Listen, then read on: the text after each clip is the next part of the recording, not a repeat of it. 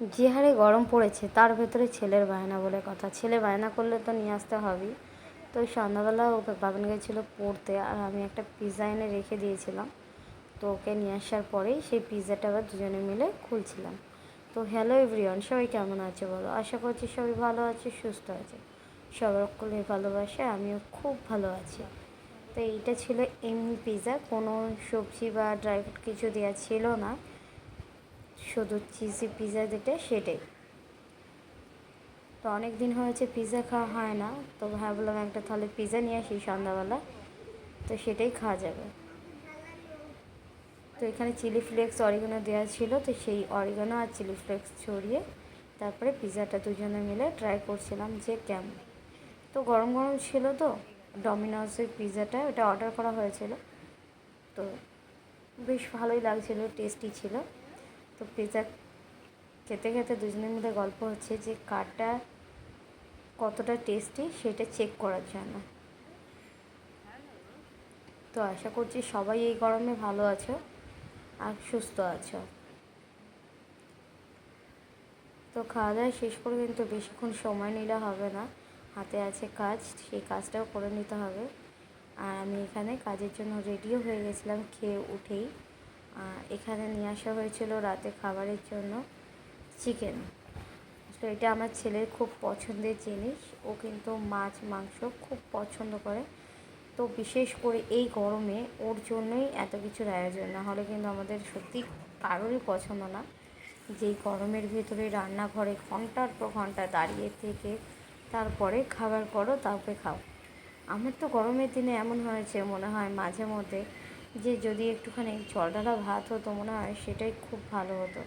অনেকেই আছে গরমের দিনে গরম ভাতেও জল ঢেলে আলু ভাতে ডিম ভাজা এইসব দিয়ে ভাত খেতে খুব পছন্দ করে। তো আমিও কিন্তু তাদের মতো সত্যি এই ধরনের খাবার পছন্দ করি।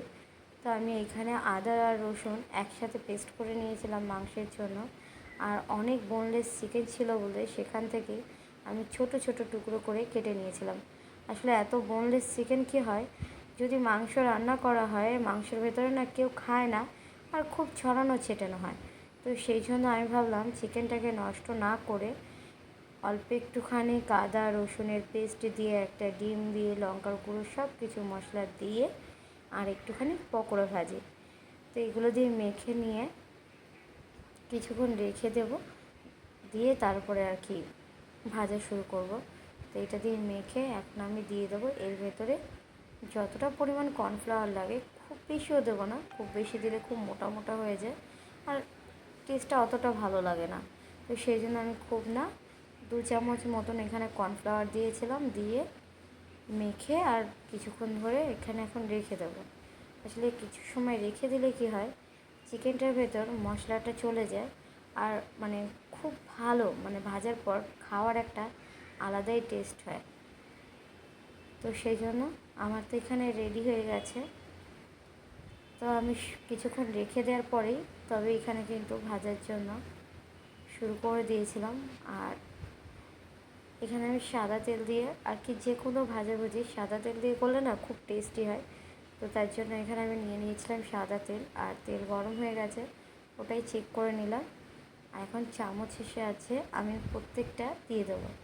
হাতে করে দিলে আবার সেই হাত মাখামাখি হয়, আমার ঠিক ভালো লাগে না। তো সেই জন্য আমি এখন চামচের সাহায্যে দিয়ে দিলে কী হয়, হাতটাও নোংরা হবে না আর চামচে দিতে বেশ সুবিধাও হবে। তো প্রত্যেকটাকে একটা একটা করে এইভাবে দিয়ে দেবো, নাহলে একসাথে দিয়ে দিলে সেটা আবার ভাজতেও সমস্যা হয় আর ভালো হয়ও না। তো এইভাবে আমি প্রত্যেকটাকেই ভেজে নেব। আর আমি তো একবারে দিয়ে দিয়েছিলাম অনেক কটা, আর একবার মতো দিলে আশা করি হয়ে যাবে।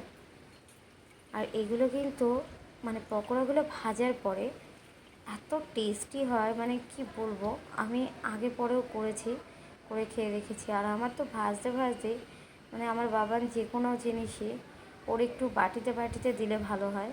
তো বাবানকে আমি দিয়ে দিয়েছিলাম, ও খেয়ে নিচ্ছিলো, তোমাদের সাথে শেয়ার করা হয়নি।